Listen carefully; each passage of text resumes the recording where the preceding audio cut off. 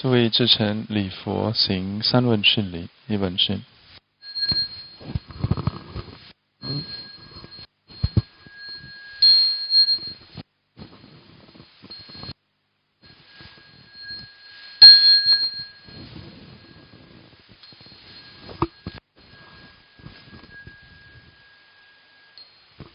三称佛号：南无本师释迦牟尼佛。南无本师释迦牟尼佛。南无本师释迦牟尼佛。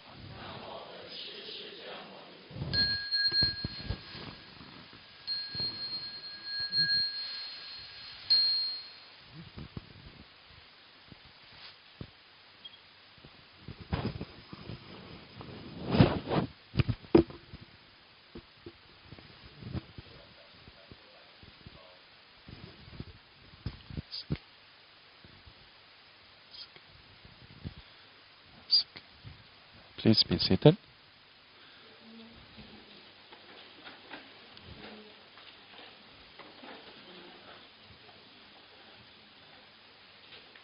Meditation, okay? Good evening, brothers and sisters. How are you all today? Good? So,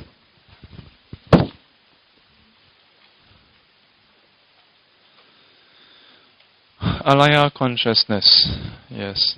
Some of you have asked about the availability of the recordings, whether it's for this class or the Heart Sutra class.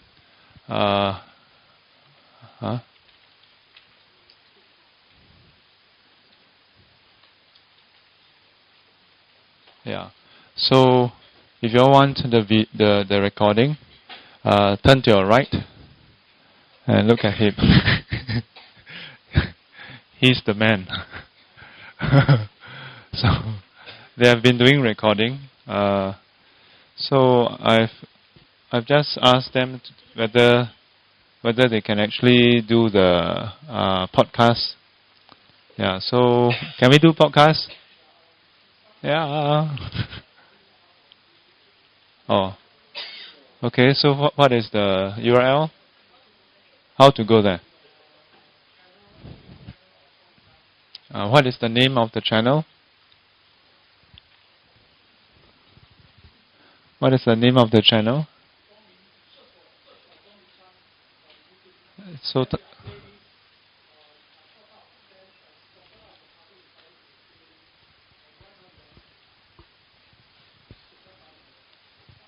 can you all hear? Can all of you all of you hear? Make sure I don't want to receive any more email and so just go to our YouTube page. We're going to also create a podcast channel. Yeah, because now it didn't occur to me somehow. Yeah, because we are doing voice recording. So in order to upload, then he has to spend time to convert that into a video. Yeah. And it actually use up bandwidth. Yeah. They don't allow MP4 files that has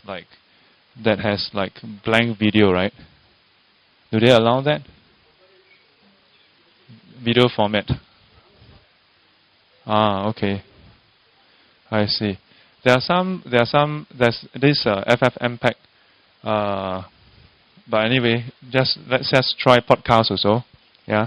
So literally KONG, Kong San. Do they have to spell it out? KMS or okay. So is there more than one channel?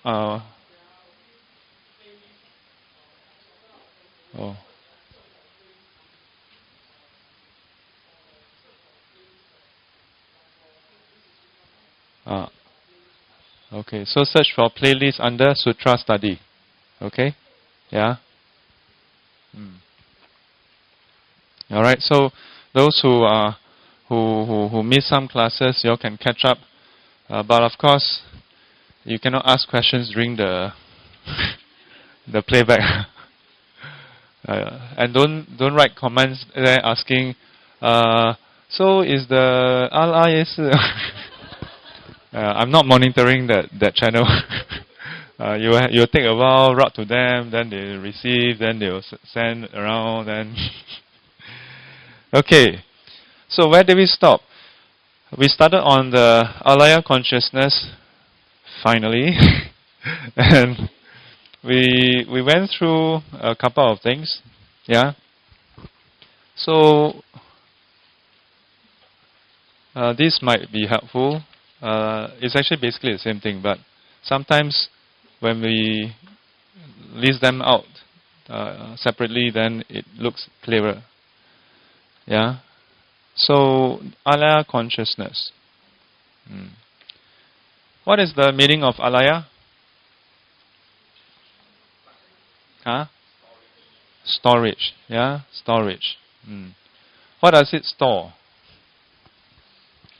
What does the alaya consciousness store? It stores the karmic seeds. Yeah, the karmic seeds. There's no such a Sanskrit term called karmic. Yeah, but in modern times, it is very common to see this term karmic. Yeah, it is a modernization of the term karma. Okay, yeah. So before we go into the text proper, I thought I want to highlight how this teaching on there being seeds, it is a metaphor. It's not meant to be taken literally. Okay, so don't try to start digging your head and see whether there are seeds there. The term seeds is not unique to Mahayana Buddhism. Yeah, contrary to some popular belief, some people think that, oh, this is our special teaching on the seeds. Yeah, if you look at the Pali Canon in the Anguttara Nikaya, yeah, in the Anguttara Nikaya, you will be able to find this.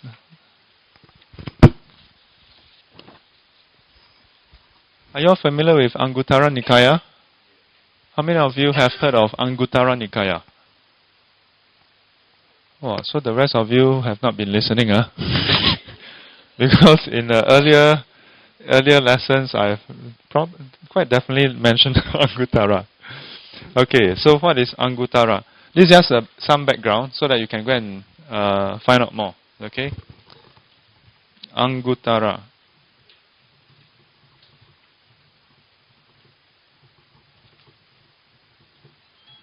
This is under the collection of Nikayas. Okay? And Nikayas is part of the Sutta, or Sutra, if you will, Pitaka. And this is part of what we call the Tripitaka. Alright? So we have the Sutra Pitaka, we have the Vinaya Pitaka, and then we have the Abhidhamma Pitaka. I'm going to just write the Pali, the Sanskrit term. Yeah, I don't really have a preference, but this lineage of ours is Mahayana, so honor of that.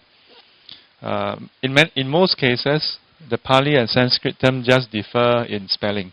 Yeah, in most cases, the meaning is exactly the same. So, like Dhamma, it will be D-H-A-M-M-A. Yeah, the pronunciation is very close also. One with R, one without the R. Yeah.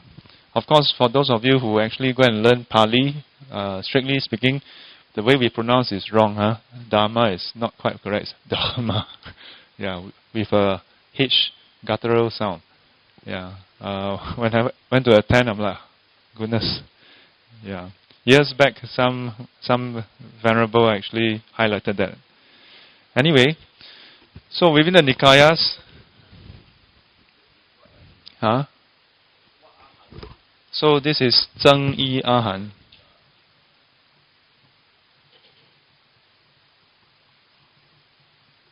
Zheng Yi Ahan.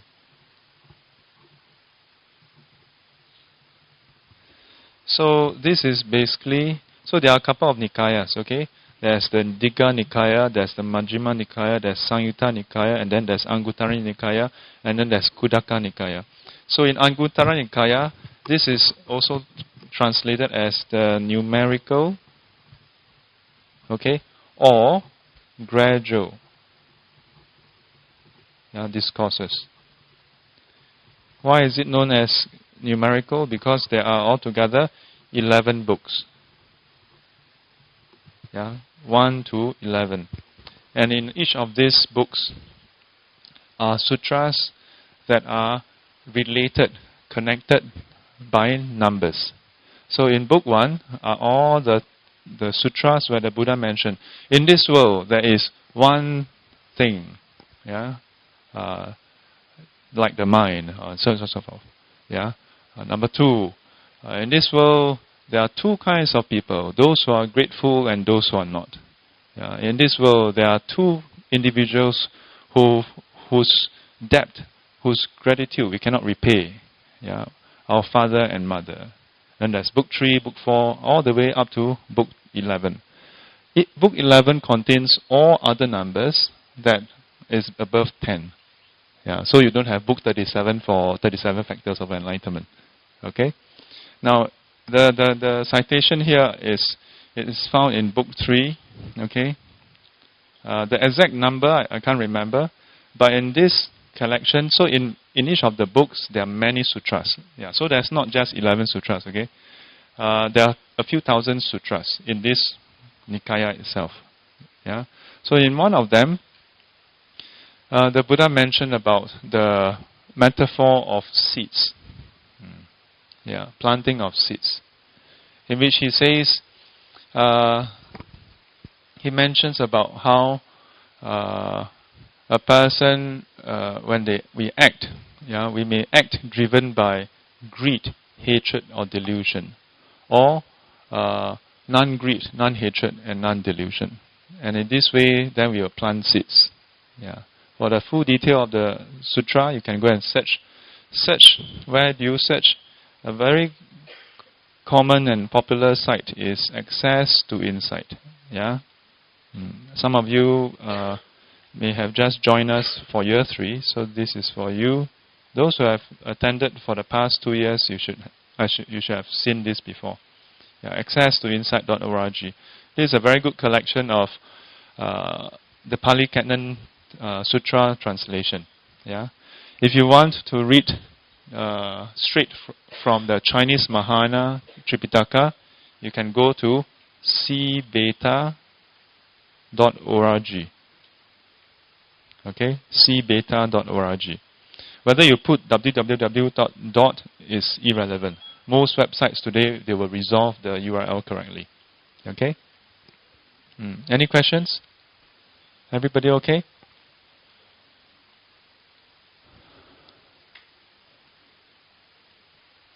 Everybody okay?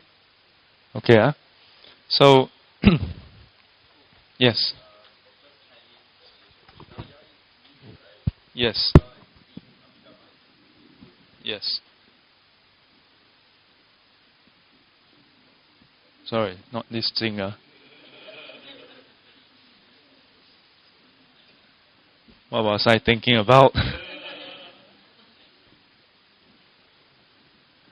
Because last time I was searching the word Jinggang, so I imprint too strongly. So this is the Luan.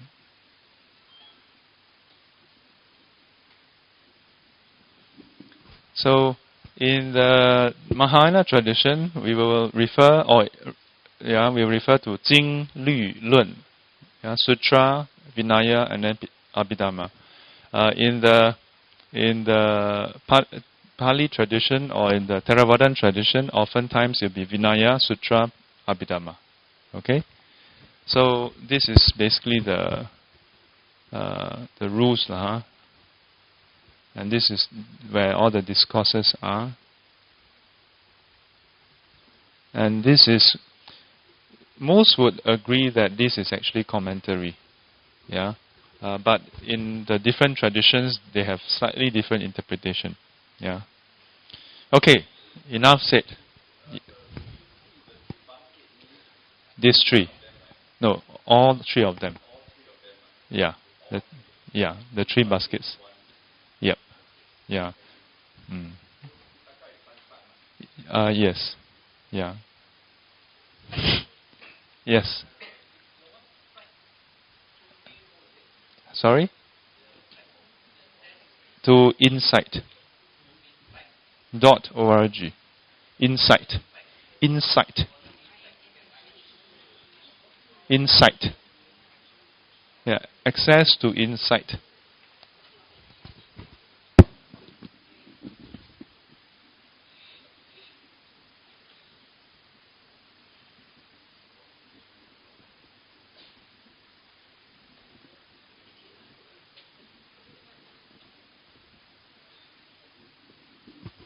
Hey, don't laugh lah, my handwriting, Okay? Okay.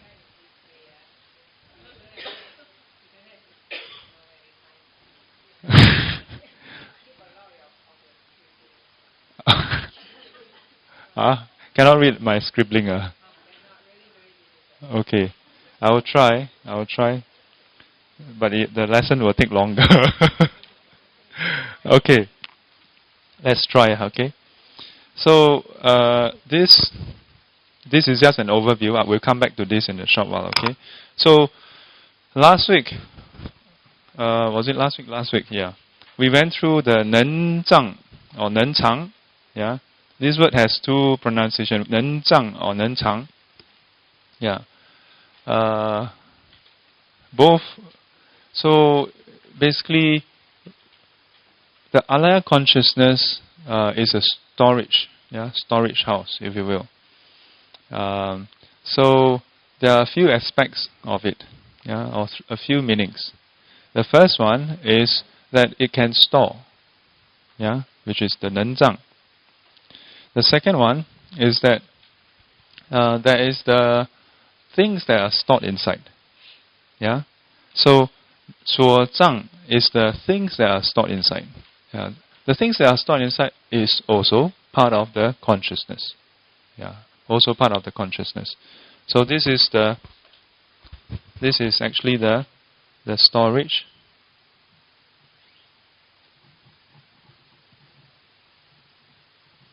I remember the request to write in non-cursive font.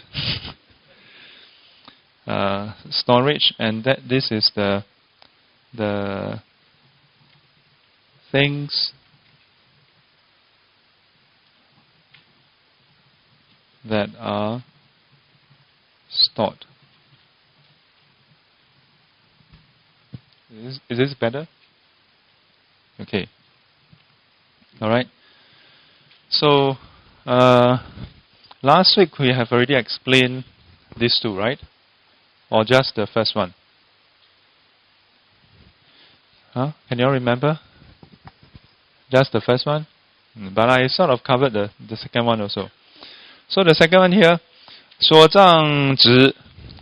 So the things that is being stored, it refers to 指由前七转世熏习第八世.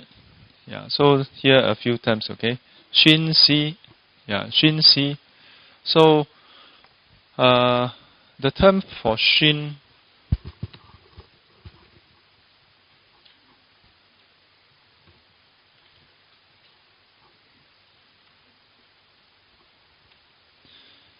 in English is to perfume. Perfume. I know this is strange. I didn't write wrongly. This is perfume. Yes, perfume. Let me explain, okay? So today when you think about perfume, you think about Chanel number 5. Okay? Yeah? Hey, come on, Sifu. I wasn't born a monk, okay? I know the ways of the world. Guys, if you want to win the hearts of ladies, make sure you carry in one hand flowers, the other hand Chanel number 5. Wow. Yes, yes. Or whatever, yeah, or whatever she fancy, huh? Yeah. I mean, sometimes you think about it, I mean, sometimes you got to really think about it. All your lady asks for is just some flowers. Can't you just get her some flowers sometime? Like, what's the big deal?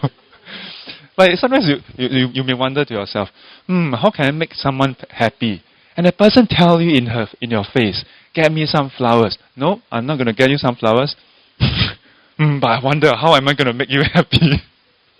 Yeah, sometimes this is the eternal question that men and women always grapple over. Yeah, what will make my lady happy? And then the woman will be wondering, why can't he just get me some flowers? Anyway, yeah, this may come up later, yeah, as we explore the alaya consciousness more. Yeah, why we behave in this way, Yeah, blame everything on the alaya consciousness. So here, perfume. Perfume, in modern time, we just think of the thing that you spray. But here it's used as a verb. Yeah, there's another term which is not so pleasant. Yeah, and it only found in certain texts. Is to what is that? Fumigate. Is it? Fumigate. Yeah. You see, they have very identical meaning. Yeah, but perfume sounds better, huh? And so in the text, I'll try to see whether I can walk around. In the text, it talk about this metaphor, and it describes incense. So, if you were to have something burning, yeah, and if it's an incense that's burning, and if there's cloth that's nearby, yeah, over time, so when you are burning the incense, you can smell the smell, or the scent, okay? But over time, if you do this for a period of time, and that's the key thing, repeatedly over time, then even when you don't burn, and you smell the cloth, there's the smell also. Yeah, the smell has somehow transferred over. Now, please, okay, there are some of you who are chemists or biologists who will tell me, but Sifu, in this case, literally some of the molecules of the scent actually travels and then, lodge itself into the material. That's why you can have the smell. Yeah. That's where if you go into the molecular level, the metaphor breaks down. Okay. So you must understand that when this metaphor was used, there was no reference, there was no such concept as the molecular structure and all. Yeah, so this is the way the original teaching used the metaphor, of perfuming. Where if something is exposed to certain scent over time, then after a while, when the source is taken away, you can still smell it. There's this remnant of that smell. Yeah. And this process is used to describe how, as we interact in this world, and then there is defilements that is active. And then when that happens, and we act, then it basically perfumes, or plants. We're more familiar with planting a seed, So we will plant a seed, but the way the seed is being planted, it is like perfuming, where it is not just once, not just twice, but repeated. That's why Xun Si, the word Si or Si is repeated. When we do good things, we don't usually just do once. We do repeatedly. When we do not so good things, we also don't just do once. We do repeatedly, over time. And this becomes stronger and stronger. The seed becomes nourished. And as it becomes stronger and stronger, then it manifests as what we call our habitual tendency. Habitual tendency. 熏习的力量, the strength, the power of repeated perfuming. the repeated perfuming. So here is referring to when the first 7 consciousness, 由前期转世, yeah. So the first 7 active consciousness, how all that were to repeatedly perfume. Yeah, I'm going to just use perfume for now, and later I will introduce another metaphor, which I feel personally is perhaps something that is easier for us to understand. Okay, not to negate the original metaphor. Okay, but just to do illustration so that we can understand better. Yeah, so the first 7 active consciousness would then perfume 心系第八世所含藏 的诸法种子 so the 8th consciousness, the seeds there, would be perfumed, perfumed by the first 7 consciousness. So if the perfuming is wholesome or unwholesome, or neither wholesome or unwholesome, and so on, the different kind of influence. So here it refers to the seeds that are being planted. The seeds that are being planted. So although the seeds are being planted, but it's also part of the alaya consciousness. So when we talk about storage, it actually encompasses not just the storage itself, but the things that are stored inside. Alright, so this is the second meaning. 这是约第八世的受心意说. So this alaya consciousness has the ability to be perfumed. It can receive these seeds. The modern analogy I have for you all is, as I mentioned before, the hard disk. You know hard disk? Yeah. So the hard disk itself. So imagine your hard disk. Okay, 2.5 mm, 2.5 inch rather, the diameter. And then you have all the platter inside. The hard disk itself is the hard disk.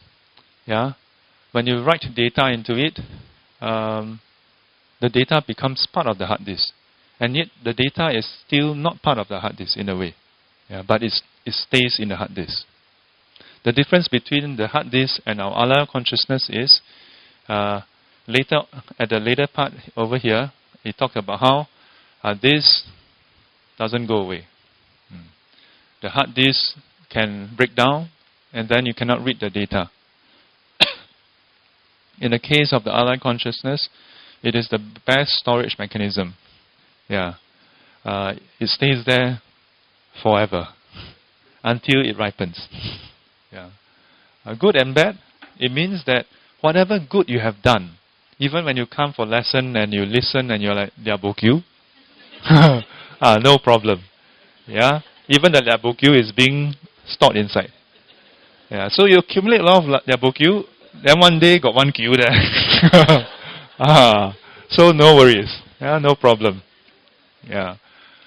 Then you accumulate maybe in this life, you a lot of kyu, until next life, your kyu is almost complete. No? So you also go for basic Buddhism. Other people also go for basic Buddhism. But the first lesson you attend, you kyu. Then other people who have not been catching balls, look at you. Oh, how come this fella? Really not first lesson. Really first lesson. Actually, for many life you have been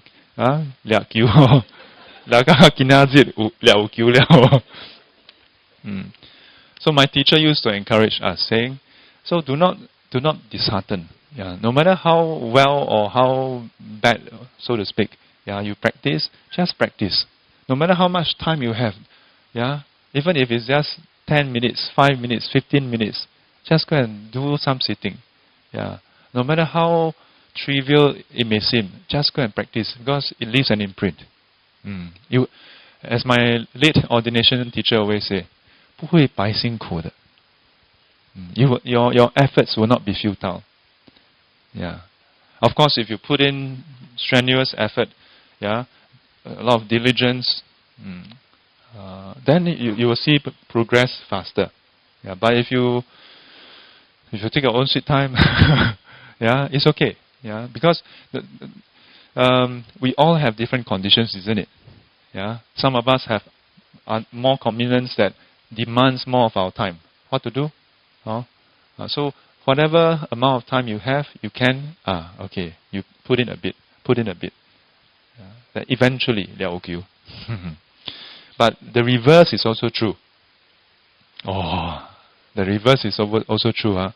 Each time when you have evil, unwholesome thoughts, yeah, it plants a bit inside. Yeah, it get a bit grey inside.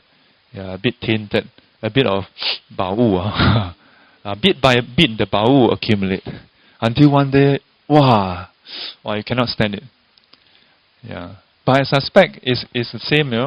If you have been smelling the 宝物 for a long time, you cannot smell anymore. So you cannot tell that there's 宝物. Yeah, you understand 宝物 or not? 宝物 understand? You see, Chinese terms don't understand. Hokkien okay. Malay jialat lah. Malayu lah. Okay, Singapore, okay? No problem. Yeah. Language is not an issue. Yeah? Language should be a tool, shouldn't become an impedance. Yeah. Whatever language you all require, 师父 speak, try, okay, try. 应以和声得度者，即现和声而为说法。阿弥陀佛。So, this concept is actually linked again to the Pali Canon. I believe, let me see, is it the Dhammapada? Dhammapada, there are a lot of beautiful verses. Yeah. If not the Dhammapada, definitely in one of the Nikayas, the Buddha have mentioned. He says, do not think little of small good, for bit by bit, yeah, an urn, a jar is filled up with water. Yeah, the Buddha in this case used a jar, a jug rather. Those, like last time, a long time ago, we have those container in the toilet, Yeah, and I have seen before many people. Yeah, the tap they open just a bit, enough to have a drip of water. Yeah, their thinking is, if I do this, the meter doesn't run. I tell you, Adina Dana Veramani Sikapadam Samadhiyami. Yeah, this is stealing actually. Yeah, you're stealing. You let the thing drip, but the meter doesn't run, so you don't have to pay. You think you don't have to pay. You think. You wait long. Yeah, never done. Very good. Yeah, sadhu. But anyway, that's not what I was trying to say. But just in case, if you are still dripping water, but nowadays, who cares? The electricity bill is with aircon is $100-$200. You drip here, drip there, waste time. Somehow, if you do that when the environment, if there's dengue, they come here. Jialat.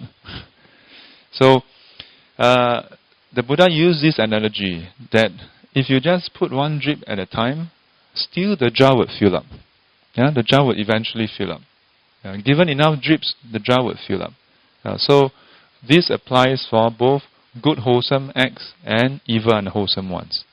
Yeah. So keep this in mind. So this is the things that are stored here. Here the things refer to the seeds. Yeah, the seeds. The last one, 执障, 执着的执. Yeah. So attachment storage. Literally means attachment storage. 执障指第八识, 恒被第七莫那识. Yeah. So this was actually mentioned in the definition for the seventh consciousness. How our mind, which is the seventh consciousness, is attached to things. Yeah, attached to an aspect of the eighth consciousness. Yeah, attached to its manifestation. Yeah, which is basically the whole world. Yeah, that attachment to it as mine, me, or myself. Yeah, this attachment. So, with reference to it being the target of attachment, yeah. So we have this name. Okay, attachment store.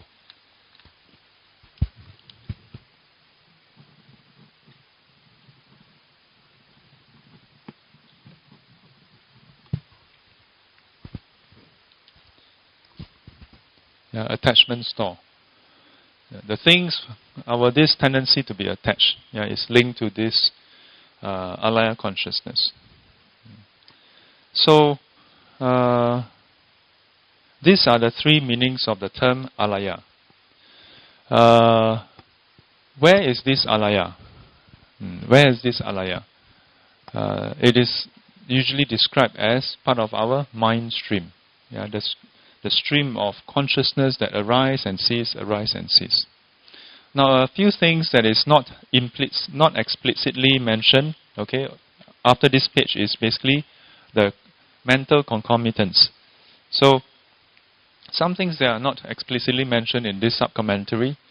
The alaya consciousness itself is often mistaken for what we call soul.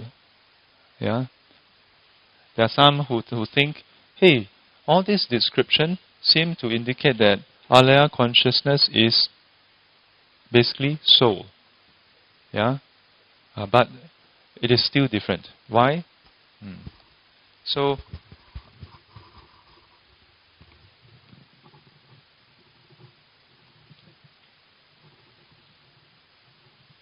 okay, let me slow down so that my handwriting is slightly better.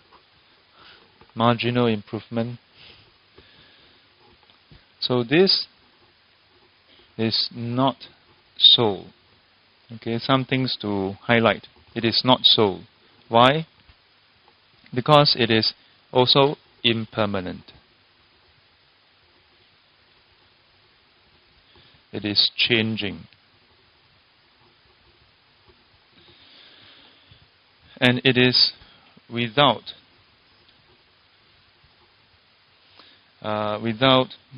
certain control.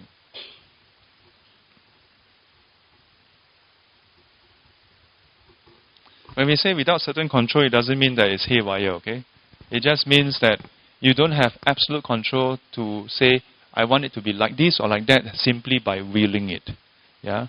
Only when there are specific conditions, then it changes in a certain way. Yeah? You cannot simply say, okay, if you have absolute control, what it means is, you can basically say, let my alaya consciousness become perfectly purified. If you have perfect control, yeah, if this is you and it is within your control, maybe some of you may not want that yet. Okay, maybe some of you still want to, go and harm some people yet. Yeah, but if you want to be enlightened, okay, hang on, listen. If you want to be enlightened, and this alaya consciousness is in fact, if it is within your control, yeah, which is the very definition of soul of self, then you should be able to just say, okay, purify, boom, purify. Yeah, but you can't do that with alaya consciousness. Yeah, it follows certain principles and certain rules. Yeah, when it becomes perfumed in a certain way based on your action, and your action in turn is based on a lot of other conditions. Yeah. You cannot simply say, I want it this way. You cannot. Yeah. So, in these various ways, it is not so. Yeah. Perhaps even more crucial is the first two. For most people, the first two is more crucial. But in terms of the principle itself, the last one is actually rather crucial. Yeah. Because the last one is about no self. Yeah, it's about no self. The first two is linked to no self, but it is more apparent to us. Yeah. when we talk about a soul or something that is within us that we call I, that I, as I've mentioned in class before, it cannot change. It should not change. Otherwise, you don't call it an essence. That you cannot simply say, "Oh, this is just changing." The essence is a core that moves from across time. That doesn't change. It doesn't get affected. This is the definition of soul in various religions. This is the very definition of self. In the Brahminic religion. Alaya consciousness, it is responsible for our existence, for our rebirth, but it doesn't have these characteristics of being impermanent. It is precisely because it's impermanent. That's why you can change it. That's why you can perfume and plant new seeds. It is because it is impermanent. That's why we can change and transform. And it can give rise to all the things in this world. If it's permanent, then the way it is 10 years ago is the same as the way it is now. So all the things you have done would have been zero. So by definition, alaya consciousness is not so. It's not so. This is not explicitly mentioned here, but I feel that this is crucial.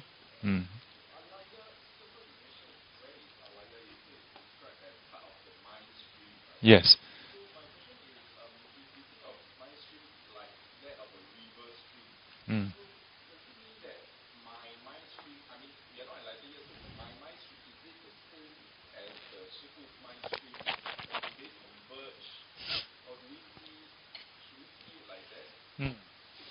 So,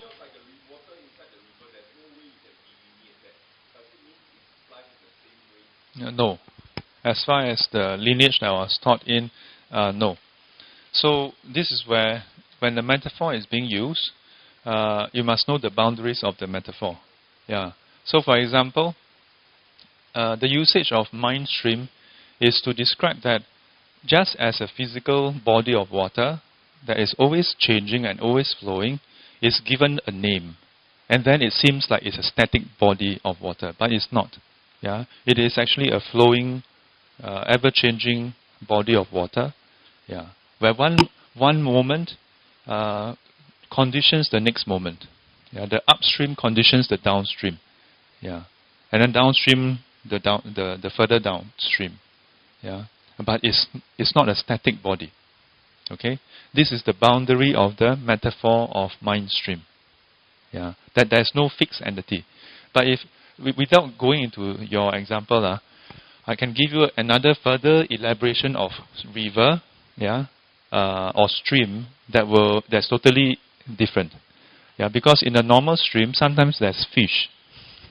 But although rivers have fish, it is not relevant, or it is outside the scope of the metaphor.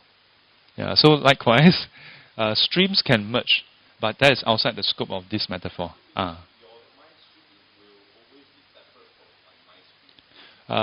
Yes. Instead of saying will always, this thing of whether it merge or not is not even in the equation. So it's not as though sometimes may merge, sometimes may not. The merging of streams is never inside the equation.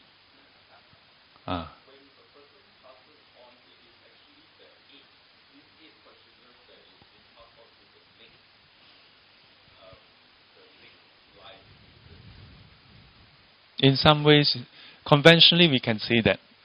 But when we speak in this way, it's easy for us to then fall into the soul idea.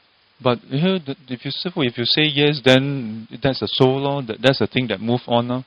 But you must remember, in the concept of a soul, it is an unchanging essence that moves on. It's an unchanging essence that moves on. Alaya consciousness, by definition, it stays static. So in the same way, if you consider the river today, and the next, or rather in one moment, the river, and the next moment, the river in the next moment is not the same as the previous moment, but it's not entirely different also. Yeah, they are linked. They are linked. Okay.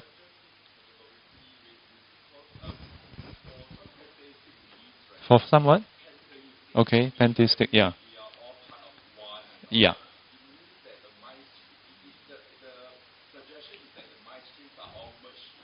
Yes. Yes. Yes.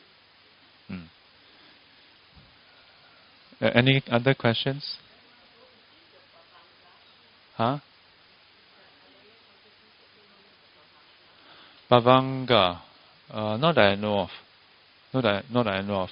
Bhavanga refers to how when a person pass away, if we are referring to the same thing, if we are referring to the same thing, refers to how when we pass away, then there's this entity that goes to take rebirth. Yeah, what we call 中有. 中有. Yeah, 中阴身 or 中有. Yeah. I realize that this question is always bugging people. Yeah, there are always occasionally there will be, before you learn Buddhism, Buddhism is in a way very simple religion. Yeah, don't do evil, do good, don't harm people.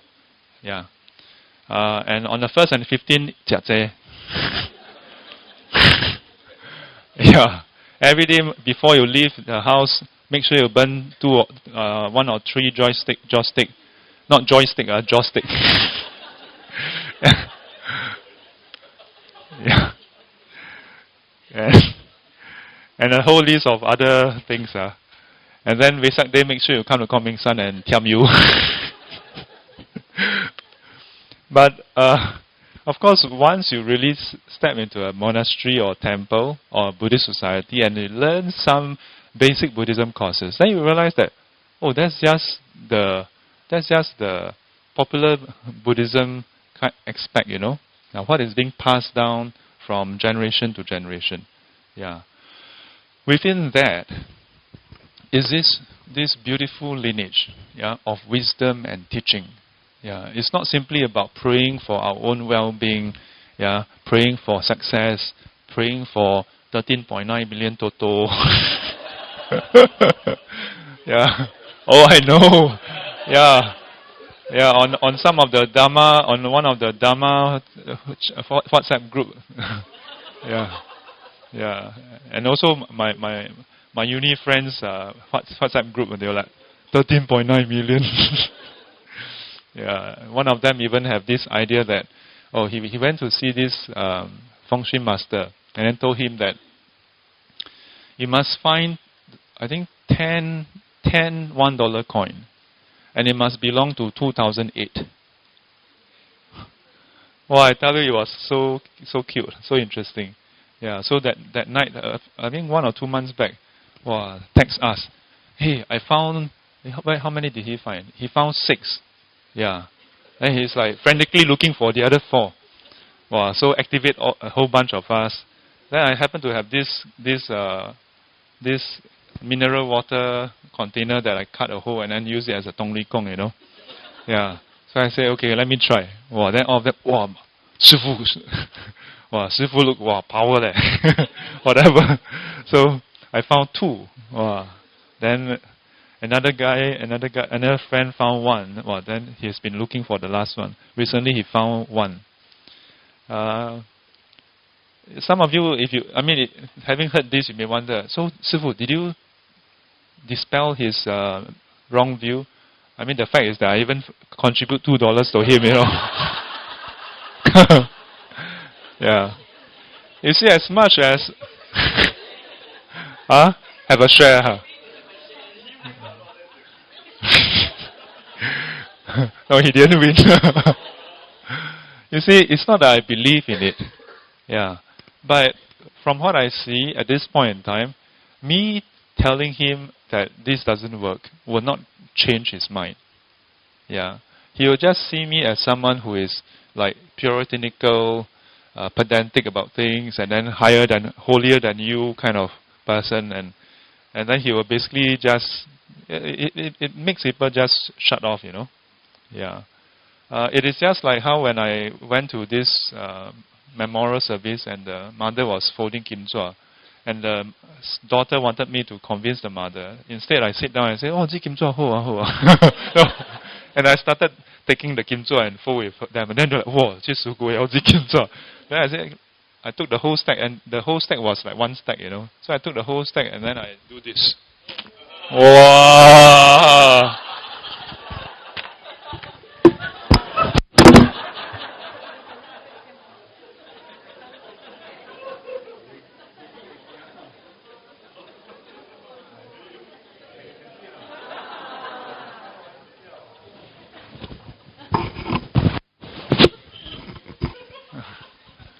好功夫诶 Yeah. So, 哇，露两手，哇，the eyes pop up. Yeah. So with that, then wow, they were more relaxed and we started chatting a bit. And then from there, then I shared with them that, oh, when you I wasn't there to tell them that, oh, this, from Buddhist point of view, you burn more or less, doesn't make a difference. Yeah. The thing is that this person have been doing that for the past how many years, how many decades. When the mother was a kid, was already brought up with this mindset. How do you expect her to change? The seeds that have been planted for decades, yeah, and potentially not just this life, or maybe a few lives already planted and planted. You think you can just change that? Not so easy. So instead, I share with them that it's good that you are doing this because you want to do something good for your husband. Yeah, but instead of just doing folding and then chit-chat, because sometimes you chit-chat, then you say the wrong thing or you say something that the other person get hurt and then you start quarreling. Which they like, yeah. Because it has happened before. Yeah, when you chit-chat too much, then your mood get too high, you 得意忘形. So I told them, instead, each time you fold, each step you fold, you can chant Buddha's name. I said, how? Well, immediately, how? So I told them, okay, you can chant either Namo Amitofo or Namo Guan Sim Pusa or Namo本师释迦牟尼佛. And then I told them, 让你看做让你看自己咁做有功德. And you must say in a deep tone. Yeah. I mean, think about it, okay? Several years ago, to celebrate Vesak, our youth team actually got many schools to participate in this compassion thing. And they all took all the recycled paper and folded lotuses. Do you all remember the year where SBF, Kwang Ming San, together we did that? So I asked the youth, I said, so is this practice inside the sutra? It's not a Buddhist practice of folding lotuses. Yeah? Isn't it? Think about it. Just because it's a lotus, does it make it a Buddhist practice? No, it's not a Buddhist practice. But we can make it a Buddhist practice by inculcating the right mindset. If while folding you think about love and compassion, then it's a Buddhist practice. Because then you are cultivating, you are training your mind in that way. Yeah, then that action becomes Dharma. Yeah. So if that can be done, then why not zi kim chua? Just don't zi ane zui lah. But you also cannot do it immediately, isn't it? Yeah. So how did I end up here? Babanga. So for the longest time, traditional Buddhists, the traditional Buddhist idea, we bai hun and all those things. Yeah, but before we even become Buddhists, we are first and foremost Chinese. Yeah, I'm not suggesting that we should put our race or our cultural thing above Buddhism, but I'm saying that first you are born a Chinese, yeah, and traditionally most come to Buddhist temple or Taoist temple or the ancestral shrine hall and treat it equally. Yeah, 拜祖先, 拜斗拜公, 拜佛, all the same. Yeah, as long as you can bless me, I pray. Isn't it? And together with this whole set of belief and practices is the idea that In Chinese, we call it 三魂七魄. Yeah, 三魂七魄. Now this is, there are a lot of different interpretations. I'm not here to elaborate on that. Yeah, but the idea is that even for Chinese, we have this belief that there's some essence in us. Yeah, there's some essence in us. The traditional Chinese belief is that after dying, we become ghosts. And the ghosts will then go to hell and receive judgment and then be sent up to heaven or go to hell. Yeah. There are some similarity with what we see in the Pali Canon, in the Nikaya, where the Buddha mentioned about King Yama. Yeah. But not everybody go there. Okay? Yeah. And you don't become a ghost. Okay? Now, I won't be surprised, and you don't have to raise your hand. This is third year Buddhism course. But sometimes some of these things, because it is the wrong view, and usually in a Dhamma class we teach you the right view. So sometimes these things are not being clarified. And so the longer it's not clarified, the longer you think it's correct. Because it's something that we have grown up hearing. And we will just think that that's what Buddhism is. Yeah. When we die, in Buddhism we say, no, when you take rebirth, then it's one of the 6 realms. You don't have to go to become a ghost as an intermediate. No. Yeah. There are some venerables who say that ghost realm is a close intermediate. Yeah, because a lot of people have attachment. Yeah, so through the attachment, become ghosts. Yeah. And sometimes through wrong views. Yeah. If you have the wrong view that after dying you have to become a ghost, yeah, and yeah, if your wholesome and unwholesome karma is not strong enough, you might just become a ghost. Yeah, because of that wrong view. Yeah, because of that wrong view. Yeah. In many sutras, the Buddha have highlighted to individuals. Yeah, where they think that, oh, after dying, well, will I be this? Will I be that? Yeah. And the Buddha, and sometimes they are thinking, oh, if I do this, I will be reborn in the heavenly realm. Is this correct? Then the Buddha basically tells them, with this wrong view, your future will either be in the lower realms or in hell. Yeah. And it's... Yeah, it doesn't mean that you... Yeah, with that wrong view, you might just go down to hell. Yeah. But it's not that the Buddha sit down there and then when you die, you come in and say, okay, wrong view, 300 points. But okay, attend Heart Sutra, go. Next time, don't do this. No, it doesn't work that way, okay? Yeah.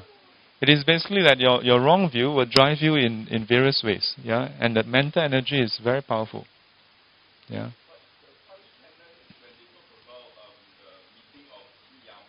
Yes. Huh? In most cases, when they meet King Yama, it's already in hell realm. Yeah. Yeah, in the lower realms already. Yes. Yeah. So the other thing is, so Babanga, not all traditions recognize this in the same way. Yeah. So some look at it as being a lot more tangible. Yeah. While others just use it as a placeholder.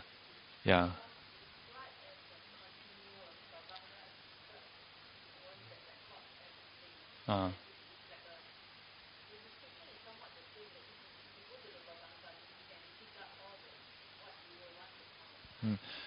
Yeah. So if that is the definition you are referring to, then it's identical to the alaya consciousness. If you are referring to it being an entity, a being that goes to the next life, then that is not. Okay, last question before I continue.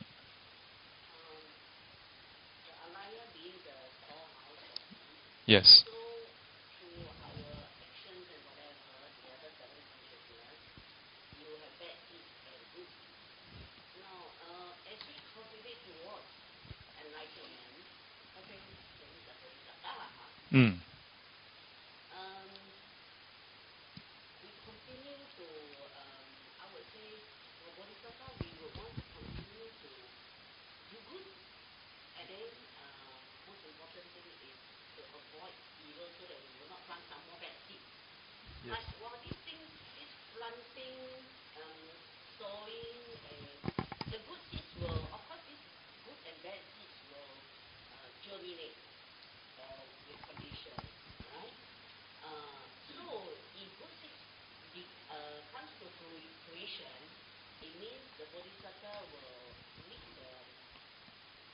The results. Right. Okay. Ripen. Mm.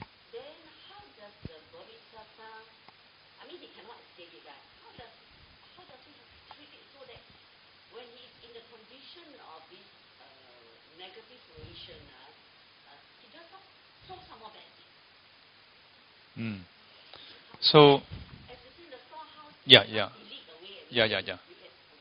Yeah. So, a few things.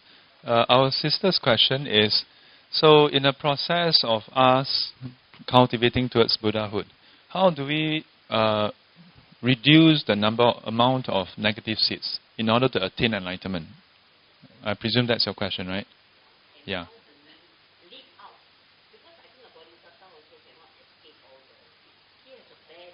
Yeah. Okay. Yep. Mm. So the thing about the seeds is, there are some who think that you have to use up all the negative seeds before you can attain enlightenment, whether arahanthood or Buddhahood. Yeah. How many of you think that you have to, that means experience all your negative seeds, and then you can attain enlightenment? Raise your hand. How many of you, okay, maybe I should start with the obvious one. How many of you don't know what I'm talking about? Okay, let me just very quickly. So that instead of looking at it as the first seven consciousness, instead of looking, because when we talk about first seven consciousness, then it becomes very technical and it seems disconnected from our daily life. Right? So I'm going to refer to this first seven consciousness as our day-to-day activity. Yeah, because basically the first seven consciousness refer to our existence. Yeah. When we think, when we act, when we speak, it's basically the functioning of the first seven consciousness. Yeah. So in our day-to-day interaction with this world, in this world, we would plant seeds. Yeah, so far so good. We would plant wholesome seeds and unwholesome seeds. So the idea that, not the idea, the teaching.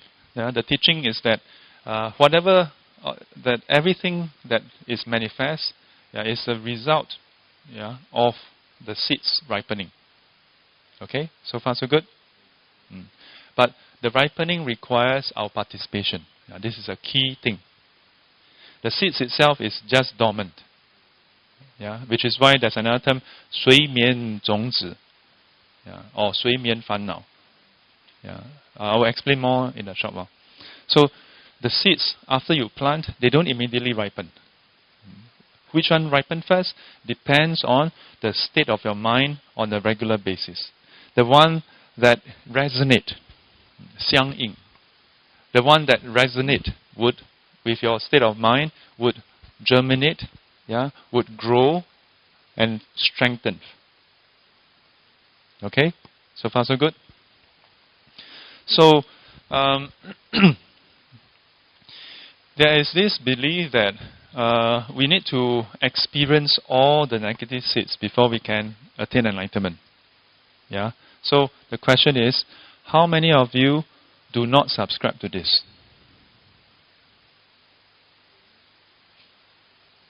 How many of you subscribe to this? How many of you subscribe to this? How many of you are sitting on the fence? Basically the rest of you, okay? So, first of all, simply, you do not need to purify or, so to speak, experience all the negative seeds just to attain enlightenment. In fact, in the Buddha's time, there were some ascetics who were practicing self-mortification.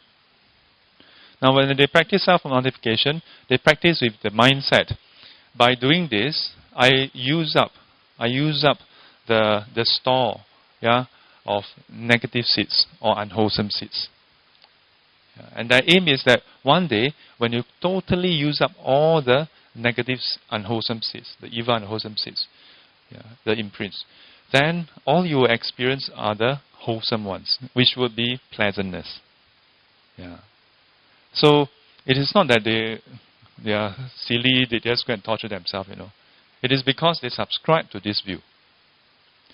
So the Buddha asked them, how much of the seeds are you removing by doing self-mortification?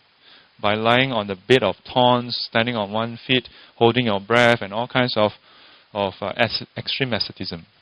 They said they didn't know. The Buddha asked them, how much did you start off with to begin with? They didn't know. Then the Buddha asked them, how long will this whole process take? They didn't know as well. With that, then the Buddha told them, if you don't know how much you are removing, and you don't know how much is left, and you don't know how long it will take, then what do you know? What is the basis of your practice? You are just sort of like hoping that it will work, You don't know. You don't know the efficacy of your practice. In other words, having seen this sutra, this sutra gives me some inspiration about our practice also. Because oftentimes when we do our practice, we also just po heng sui like that, or just sing sim, not po heng sui, sing sim like every day I bai. Then one day it should work. But if you look at the sutra, the reason why the Buddha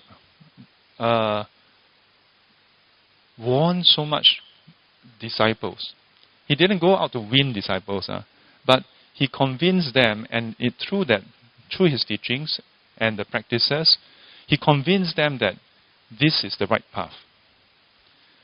And how did he do that? Because if you look at the sutras, it almost always have direct efficacy. That when you practice in a certain way, or through just his questioning and answer, or certain simple tasks that he assigned people to do, and then immediately they are able to go from their present state of derangement, of fear, of stress and so on, to no fear, no stress and so on. And that's why he was so convincing. And that is why people was compelled to continue to practice. Because the practices directly had an effect on their well-being. So that sutra about the wrong practice and wrong view actually have this implication as well. But here, coming back to Alaya consciousness, our attempt or our progress towards enlightenment do not require us to remove all the seeds. In the other commentary I've mentioned before, the Mahayana Samgraha Sastra, it mentions about how when a person attains arahanthood and enters parinibbana, a few things happen. When a person attains arahanthood, that means the person, let's say some of you, after attending this class, and then attending my teacher's meditation class, then go back, meditate every day, then do reflection, then when you're in the office, then you want to, this is the default mind, then you observe and you practice, and then one day in the morning when you wake up, you meditate, you didn't get enlightened. Then you brush your teeth and you poke yourself, and you became one of the arahants, let's say, Or maybe you are taking the train and then you see so many people cramming together. Then you, within this, indeed, as long as you are attached, there's suffering. If you are not attached, there you are peace, or something, And then, at that moment, it doesn't mean that all your seeds disappear, It's just that the active component, which is our mind, the default mind transforms into undefiled mind. So there's no more attachment. With the freeing of the 7 consciousness, which is the mind, then 6 consciousness do not have delusion anymore. It doesn't create and spin stories. And without this spin engine in place, those existing negative seeds, unwholesome seeds, just stop there. stop growing. It cannot further ripen. It cannot manifest. Yeah. Whatever is already active, has already bear fruit, will continue its course within this lifetime. Yeah. Which is why in the Buddhist tradition is very interesting. Quite a few of the Buddha's disciples actually died horrifically. Yeah. Venerable Mahamoggallana, for example. Yeah. Mujie Zhunzi. He and Venerable Sariputra both know that their teacher is suffering in the lower realms, in hell. Yeah. But Venerable Sariputra saw that if he were to tell the disciples, yeah, who were their fellow practitioner, they will not be pleased and they cannot accept it anyway. But Venerable Mahamoggallana, driven by the past karma, go and tell them, hey, your teacher told me to stop the teaching because otherwise he continues suffering. Yeah. And then they killed him. Now, and that's one interesting thing, He is foremost in psychic power. So, in a few suttas, the Buddha mentioned, of all the forces in this world, karma reigns supreme. Karma is a very powerful force. Even psychic power, you cannot overcome it. So there were a few instances of disciples, enlightened, unenlightened, who had psychic power. But when was the ripening, they couldn't manifest. Yeah. Shen Tong, yes. Yeah. And it's not just simply, you can't I got feeling. No, it's not. Yeah. In the sutras, it describes that when we call Shen Tong, my teacher explained the word Tong, 从此道彼名之为道，与此相违名之为障，无障者通也。So without obstruction, that is tong. Yeah. So to have an ability that has no obstruction. For us, our eyes, you can see, yeah, but a lot of us cannot see well. We need this. Without this, practice equanimity. Very good. Very equal. So during meditation retreat, there was once the Sayadaw asked, I can't remember the full context, but something to do with the specs. Then he's like, it's okay. You don't have to always wear your specs. Yeah, then I tried. Yeah, it's true. When you're in a retreat, why bother with the specs? Anyway, the Sayadaw don't have PowerPoint slides to look at anyway. So, normal sight have obstruction. Even 20 by 20 eyesight, it just takes my thumb to block you and you cannot see. Yeah, of course you can shift, but the point is that you just need this and your sight is occluded. Yeah, 有障. So Shen Tong is where like the spiritual power or psychic power of vision, divine vision. Yeah, you can see long distances, you can see far away land and far away scenarios. Yeah. And among many others. Okay. So for the Arahants, those who have attained Arahanthood, if certain seeds have already reached maturity, you cannot avoid them. So, just now gave the example of Venerable Sariputra. Venerable Angulimala, the killer robber. Towards his final days, he died a horrific death. But in his dying breath, he went to see the Buddha and asked why this is happening when he's already Arahant. The Buddha told him, patience, Brahmin, patience. For what you have done, the evil that you have done, you should be suffering much pain for hundreds and thousands for a long time, in the lower realms. You are now experiencing but a fraction of it. Bear with it. Now you may wonder, then in that case, what's the whole point? What's the big deal about attaining Arahanthood, After all, if they still have to experience the result. The difference is how we respond. How we respond. When these arahants, they were attacked and they got killed, they don't have a second thought of, walao arahant had the power. No such thoughts.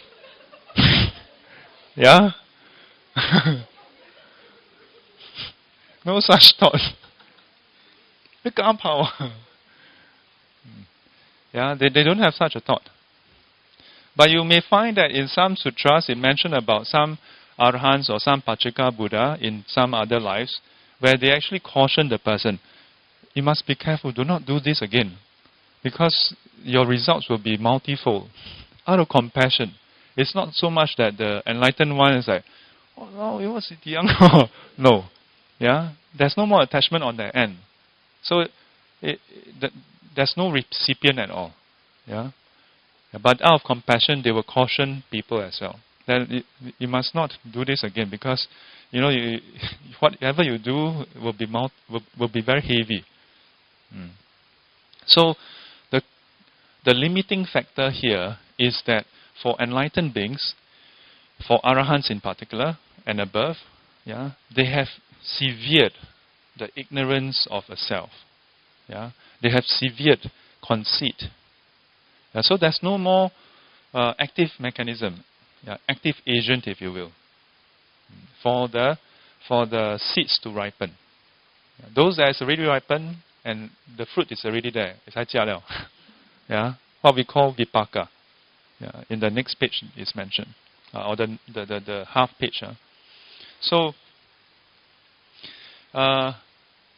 for those who are in the first fruit sotapanna, the Buddha says those who have attained first fruit will not go into the lower realms. The next 7 back and forth, that means 14 lives back and forth, one back and forth, 2 back and forth. Okay, either heavenly realms or human realm. But in the Chinese text is 七番生死. Yeah, so 七番往来. Yeah, 7 times back and forth maximum lah. If you practice very hard, I point here doesn't mean over there. Don't be mistaken.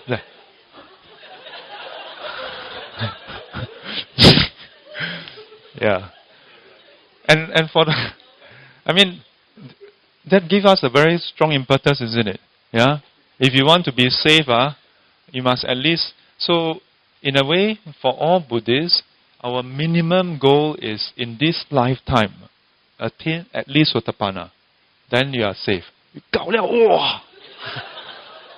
安了.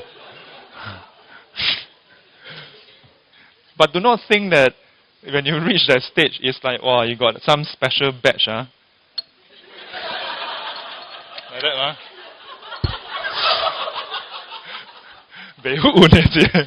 I got some special badge, then you can anyhow bully people.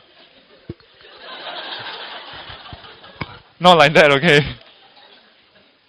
It is that when a person has reached first stage, he has severed 3 things. First, self-view. Without self-view, hard for intense, heavy anger or greed to arise. Yeah, but there's still anger and greed for Sotapanna. Except that because of that realization, there's a lot of awareness. Will not continue like normal people. Yeah, will not go through the full swing. Yeah, so there may be lapses of that wisdom. Yeah, but it is just a lapse. So at the point of rebirth, even if there's a lapse, very quickly stop it. So it cannot go into full fruition.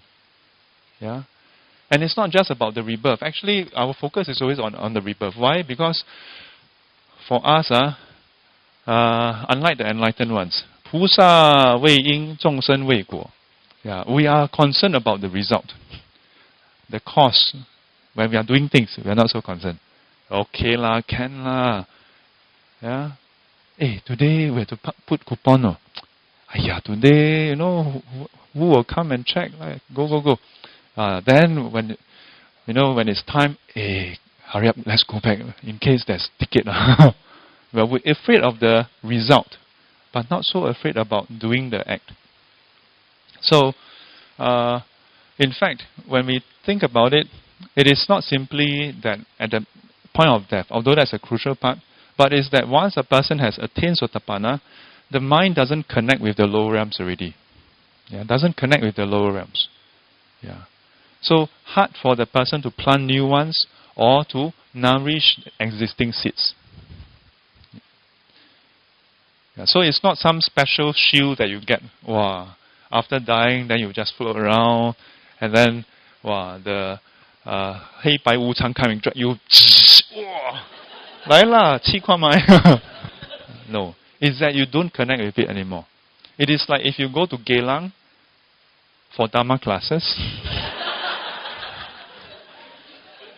you will pass by a lot of fanciful activity, but you don't connect anymore. So even if they come, hey, 先生, or 小姐, no, or you pass by seafood, 肥仔榮 or whatever, I know, 肥仔榮, maybe in the past you may have, confirm must eat a bit, but now after learning Dharma, you pass by, you see, but you don't connect anymore. So because you don't connect, so you don't end up there. So this teaching, coming back to the question, the seeds that we plant, it conditions or it influences the way we act. But our present moment, we have to make the choice. We have to make that choice. But that choice in turn is conditioned by our this life. By coming for class, doesn't have to be this class. By going for any Dharma classes, I always want to highlight. Buddhism don't belong to any particular monastery, lineage or tradition. Because the truth is the truth, is the truth, is the truth. As long as you were to spend time to learn and then reflect and practice, then future thoughts will be shaped in a certain way. Will be shaped in a certain way. In the Mahana Sangraha, then it says that when an Arahant enter Parinibbana, the seeds, they extend the metaphor and say the seeds become inactive, totally inactive. How so? It is like burning the seeds. It's like taking a firebrand and burning the seeds altogether. Once you have burned the seeds are inactive. But actually, they are inactive. Why? Because there's no more active agent to cause them to become active. As explained before. Okay? In the case of a bodhisattva, they attain enlightenment, they don't burn the seeds. But in that case, you may think, hey, in that case, so bodhisattvas still have defilements to activate it. No. In a way, they germinate them, the seeds, through something else, a different force altogether. We are used to acting based on greed, hatred, and delusion. This is our usual mode. That any activity must be driven by either of these three. Enlightened ones, they are driven also, but differently. Driven by love, compassion, and wisdom. Driven by such qualities. Otherwise, why do you think the Buddha go out of his way to see a cowherd? Otherwise, why would the Buddha sometimes go out of his way to find this person who is what we call tosai? It's inside the sutra. You cannot say that the Buddha, after enlightenment, just float around, 随缘, everything 随缘. No, the Buddha was a very proactive person. So if we were to learn the sutras and learn from the Buddha's example, then we realize that we cannot live our life being passive and just wait for things to happen. Because the Buddha was a very proactive person. But the Buddha was not a person who see that he can simply make things happen also.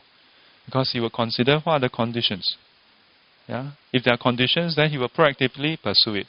If there are no conditions, he will proactively plant the seeds for future conditions. But he will not be hasteful and expect must be now. Yeah? He will wait for the conditions to ripen. Yeah? And that is the work of a bodhisattva. Life after life after life. Yeah? And all that is possible. There is the alaya consciousness as well. About, I think, was it last week or the previous weeks, I mentioned about the verse, 无始时来界，一切法等一，由此有诸趣，即以涅盘正德。This is the 即以涅盘正德. Yeah. So all the realms is possible because of this. And also enlightenment. Without this mechanism or this part of our existence, then all that is not possible. It is now 9:03. Put our palms together. 愿消三障诸烦恼，愿得智慧真明了，普愿罪障悉消除，世世常行菩萨道。阿弥陀佛。Like to extend dedication to what's her name? To Binyo's father, who passed away just this 1-2 weeks, and also to Sok Ping's mother, who is having Parkinson's disease, and also to this devotee who had cancer and just passed away this afternoon. May she have the conditions to be reborn in the happier realm or in Pure Land, and the conditions to learn and practice the Buddha Dharma and attain to final liberation in due time. Sadhu, sadhu, sadhu. Chili.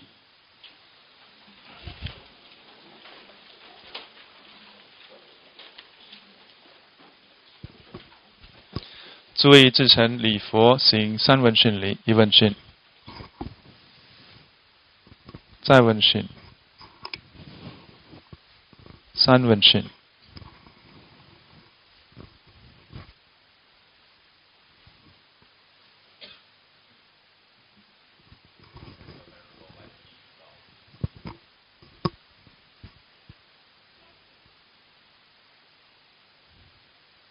Till we meet again, may be guided and protected by the Buddha, Dharma and the Sangha. Sadhu. And as always, 乖乖